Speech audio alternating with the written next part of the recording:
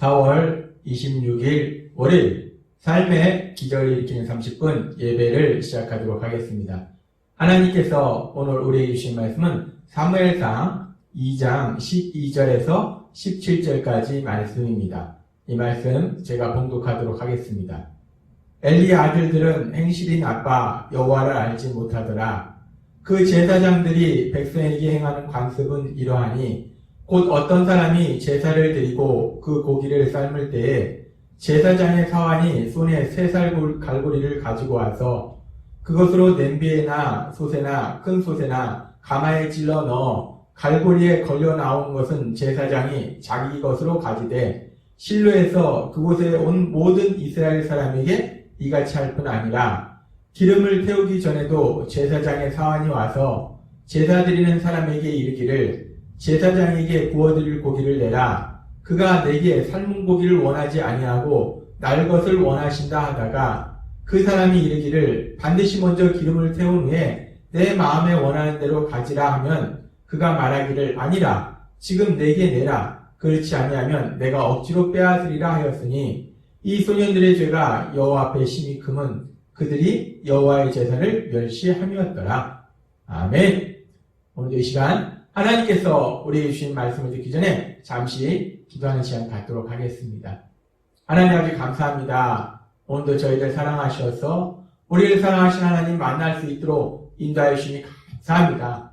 아버지 하나님, 오늘도 하나님께서 하나님의 말씀을 통해서 저희에게 말씀하실 때 그 하나님의 말씀 속에 있는 저희를 향하신 그 놀라우신 사랑을 다시 한번 기억하게 하시고 체험하게 하시고 믿게 하셔서 그 사랑을 믿음으로 담대하게 이 땅을 살아가는 저희가 될 수 있도록 은혜 베풀어 주옵소서.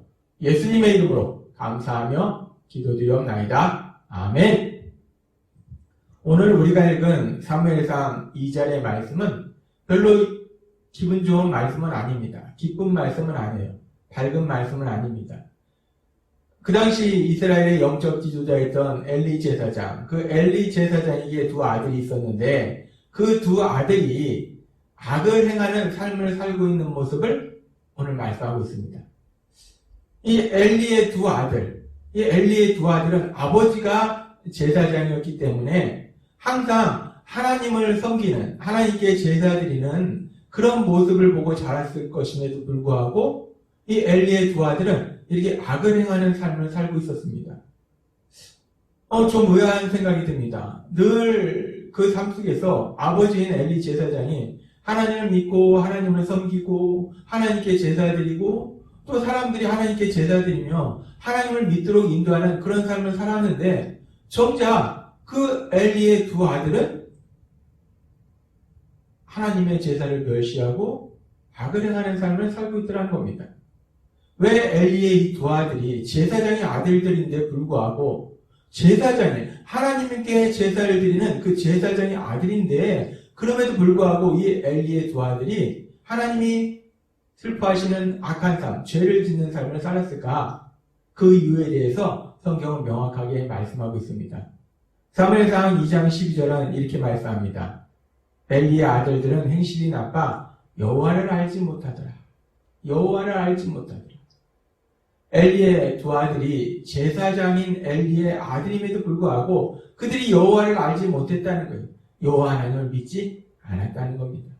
하나님을 믿지 않으니까 하나님의 말씀대로 선한 삶을 살지 않고 자신의 생각대로 자신의 유익만을 구하는 악한 삶을 살고 그래서 죄를 지을 수밖에 없었다는 겁니다.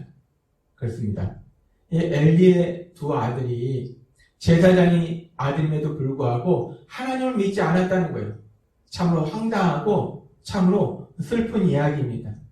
하나님을 믿는, 하나님을 섬기는, 하나님께 제사 드리는 제사장, 사람들이 하나님을 믿도록 인도하는 역할을 하는 그 제사장의 아들인데 그런데 그들은 정작 하나님을 믿지 않았다는 거예요. 참으로 슬픈 이야기입니다.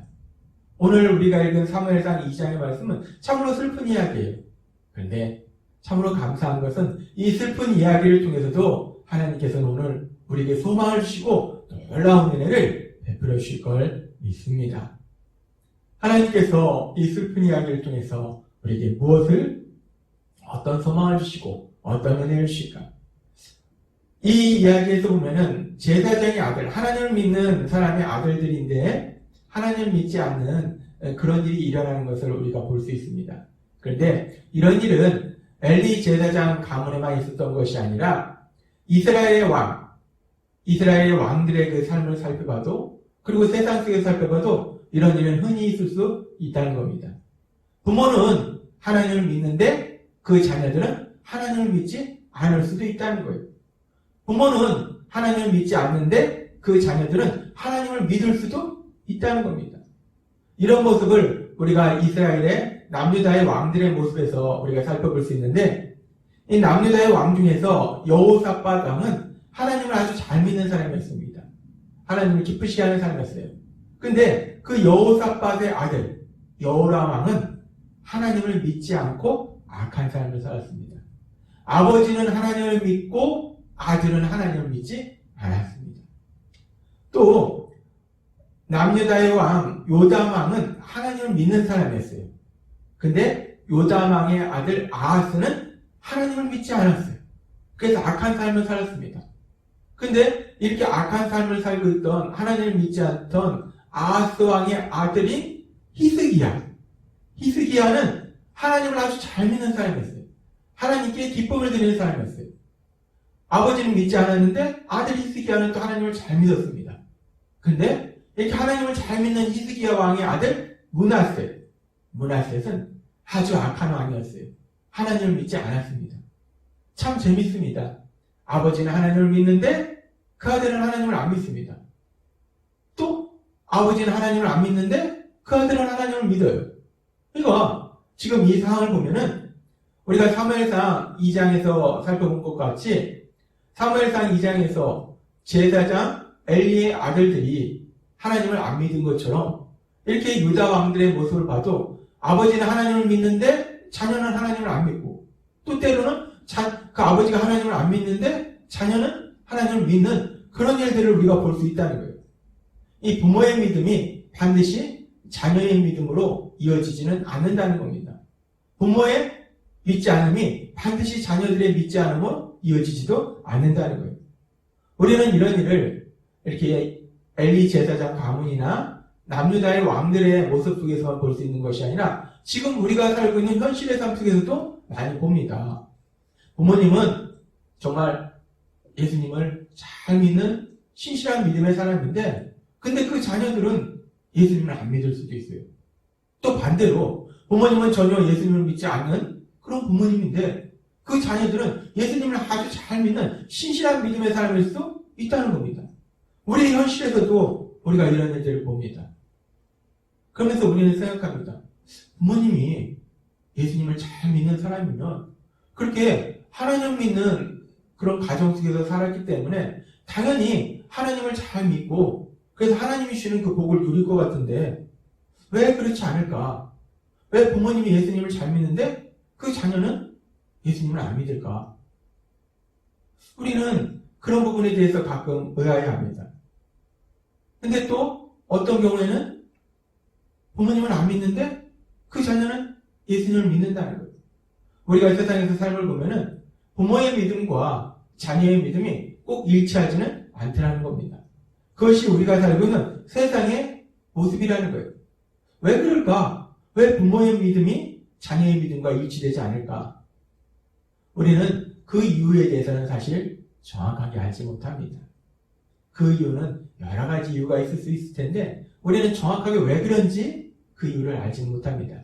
그런데 우리가 이 부분에 대해서 가만히 생각해 보면 부모의 믿음이 그 자녀의 믿음과 꼭 일치하지 않는다는 이 부분에 대해서 우리가 가만히 생각해 보면 한편으로는 슬플 수도 있지만 어떻게 보면 한편으로는 이것이 너무나 감사한 일이라는 것을 우리가 생각할 수 있습니다. 왜냐하면 이렇게 부모의 믿음에 의해서 자녀의 믿음이 결정되어지는, 그냥 부모에 따라서 자녀의 믿음이 결정되어진다는 것이 결코 좋은 것은 아니라는 거예요. 슬플 수도 있다는 겁니다. 부모의 믿음에 의해서 자녀의 믿음이 결정되어지지 않는다는 것이 너무나 감사하다는 겁니다. 왜냐하면 우리는 우리의 부모를 선택할 수 없습니다. 우리가 부모를 선택할 때 나는 예수님 잘 믿는 부모님을 선택해야지, 난 예수님 안 믿는 부모님을 선택해야지. 우리가 부모를 선택할 수 없는데 그 부모의 믿음에 의해서 자녀의 믿음이 결정된다면 그것은 때에 따라서 슬플 수 있다는 거예요. 공평하지 못할 수 있다는 겁니다. 물론 부모가 믿음이 있어서 그 믿음이 그대로 자녀에게 이어져서 복을 받는다면 그건 괜찮을 수 있지만, 부모가 믿음이 없는 경우에는 부모가 믿음이 없다고 자녀도 그 믿음과 일치해서 믿음이 없는 그런 힘들고 어려운 삶을 산다면 그것은 공평하지 않을 수 있다는 거예요. 요즘 세상에 보면은 흔히 하는 얘기로 금수저, 흙수저 이런 얘기가 있습니다. 금수저가 무엇이냐? 부모가 많은 것을 가진 부모 밑에서 태어나는 거예요. 물질을 가졌던, 권력을 가졌던, 뭔가 부모가 많은, 세상적으로 많은 것을 가진 부모 밑에서 태어나는 사람을 금수저다라고 얘기해요. 근데 그에 반해서 세상적으로 가진 것이 없는 사람의 그 부모에게서 태어난 사람들 흙수저다라고 얘기합니다. 그래서 금수저, 흙수저라는 얘기는 그 부모가 많이 가졌느냐, 안 가졌느냐에 따라서 그 사람의 인생이 결정된다는 거예요. 자신의 노력이나 자신의 어떤 부분에 의해서, 믿음에 의해서 자신의 삶이 결정되는 것이 아니라 그냥 부모가 어떤 부모냐, 그 부모에 따라서 그 사람의 인생이 결정된다는 거예요. 이 세상은 악하기 때문에 이 세상의 모습은 참으로 공평하지 못합니다. 그 사람의 어떤 노력이나 그 사람의 성품이나 그런 거에서 결정되는 것이 아니라 그냥 부모에 의해서 그 사람이 결정된다. 그것이 세상의 모습입니다. 이 악한 세상의 모습이에요. 공평하지 못한 세상의 모습이라는 겁니다. 그런데 참으로 감사한 것은 우리가 믿는 하나님은 공평하신 하나님이시라는 거예요. 우리가 믿는 하나님은 공평하신 하나님이시기 때문에 내 부모가 어떤 부모냐, 그 부모에 따라서 우리의 인생이 결정되는 것이 아니고, 우리가 우리의 죄를 회개하고 예수님을 구주와 주님으로 믿느냐, 우리의 선택과 우리의 믿음에 따라서 우리의 인생이 결정될 수 있도록 만들어 주셨다는 거예요. 그 부모가 어떤 사람이든지 간에 그 부모에 의해서 각각 인생의 출발점이 완전히 다른 것이 아니라 그 부모가 어떤 부모이든지 상관없이 누구나 똑같은 출발점에서 인생을 시작할 수 있도록 하나님께서는 만들어 주셨다는 겁니다. 우리가 믿는 하나님은 그렇게 공평하신 하나님이라는 거예요. 우리 부모님이 돈을 많이 가지고 있든 많이 배웠든 권력이 있든 없든 상관없이 그 부모에 의해서 우리의 출발점이 다른 것이 아니라 그 부모가 어떤 인생을 살았든 어떤 사람이든 상관없이 우리는 다 똑같이, 누구나 똑같은 출발점에서 인생을 시작할 수 있도록 인도하셨다는 겁니다. 만들어 주셨다는 거예요. 하나님께서는 에베소서 1장 3절에서 이렇게 말씀합니다. 찬송하리로다 하나님 곧 우리 주 예수 그리스도의 아버지께서 그리스도 안에서 하늘에 속한 모든 신령한 복을 우리에게 주시되 라고 말씀합니다. 우리가 예수님을 믿으면 우리는 하나님에 속한 모든 신령한 복을 받게 돼요. 부모님이 예수님을 믿으면 그 부모님은 하나님에 속한 모든 신령한 복을 받은 사람입니다. 그런데 그렇다고 해서 그 자녀도 그 부모 밑에서 태어난다고 해서 당연히 그 복을 받고 자라는 것은 타연하는 것은 아니라는 겁니다. 세상의 금수저처럼 부모가 하나님에 속한 모든 신령한 복을 받았다고 그 자녀도 당연히 하나님에 속한 모든 신령한 복을 받고 세상을, 인생을 출발하는 것도 아니고, 부모가 하나님을 믿지 않음으로 인해서 하나님에 속한 모든 신령한 복을 하나도 받지 못했다고 해서, 그래서 그 부모 밑에서 태어난 자녀들이 하나도 복을 받지 못하고 인생을 출발하는 그런 불공평한 그런 인생을 사는 것이 아니라, 부모가 하나님을 믿든 믿지 않든 부모님이 하나님을 믿음으로 인해서 하나님에 속한 모든 신령한 복을 받은 사람이든 아니면 하나님을 믿지 못함으로 인해서 그런 복을 받지 못한 사람이든 그 자녀는 언제나 똑같은 출발선상에서 인생을 출발할 수 있도록 인도하시는 하나님, 그렇게 공평하신 하나님, 그 하나님이 우리가 믿는 하나님이라는 거예요. 우리의 부모님에 의해서 우리의 인생이 결정되는 게 아니라는 겁니다. 우리 자신의 믿음에 의해서, 우리의 믿음에 의해서 우리 인생은 새롭게 출발할 수 있도록 고린도후서의 말씀처럼 새로운 피조물로 살아갈 수 있도록 은혜 베풀어 주시는 하나님, 그렇게 공평하신 하나님, 그 하나님이 우리가 믿는 하나님이라는 겁니다. 그래서 고린도전서 1장 26절에서부터 이렇게 말씀합니다. 형제 여러분, 하나님이 여러분을 부르셨을 때 여러분이 어떠했는지를 한번 생각해 보십시오. 인간적으로 볼 때 여러분 가운데는 지혜로운 사람도 많지 않았고 유능한 사람도 많지 않았으며 가문이 좋은 사람도 많지 않았습니다. 그러나 하나님은 세상의 지혜로운 사람과 강한 사람들을 부끄럽게 하시려고 어리석고 약한 사람을 택하시고 세상의 대단한 인물로 여기는 사람들을 형편없이 낮추려고 천한 사람과 멸시받는 사람과 보잘것없는 사람들을 택하셨습니다. 이것은 아무도 하나님 앞에서 자랑하지 못하게 하려는 것입니다. 하나님 말씀하십니다. 하나님께서 선택하신 사람들은 그 부모가 어떤 사람이냐에 따라서 선택되는 것도 아니고 오히려 부모가 많이 가졌다고 해서 선택되는 것이 아니고 하나님은 연약하고 어리석고 미련하고 천하고 낮은 우리들을 선택하셔서 그런 우리들을 선택하셔서 세상적으로 아무것도 가진 것도 없고 부모가 뭐 정말 엄청난 물질을 가진 것도 아니고 권력도 가진 것도 아니고 세상적인 명예를 가진 것도 아닌 그저 가진 것도 없는 그런 부모 밑에서 태어났을지라도 하나님은 그런 우리를 선택하셔서 우리에게 믿음을 주셔서 하나님께서 주신 그 놀라운 역사를 체험하도록 인도하셨다는 거예요. 우리 하나님은 그렇게 공평하신 하나님이시오 사랑의 하나님이시라는 겁니다. 따라서 우리가 이 땅 살아갈 때 하나님께서 오늘 우리에게 주신 말씀처럼 우리가 믿는 하나님은 공평하신 하나님, 사랑의 하나님이심을 믿음으로 담대하게 이 땅을 살아가시는 여러분이 되시길 주님의 이름으로 축원합니다. 기도하겠습니다. 하나님 아버지 감사합니다. 오늘도 주신 말씀처럼 우리가 믿는 하나님은 우리 부모님이 누구이든지 세상적인 것을 많이 가지고 있든지 가지고 있지 않든지 하나님을 믿든지 믿지 않든지 우리 부모님에 의해서 우리의 인생을 결정하시는 하나님이 아니시오.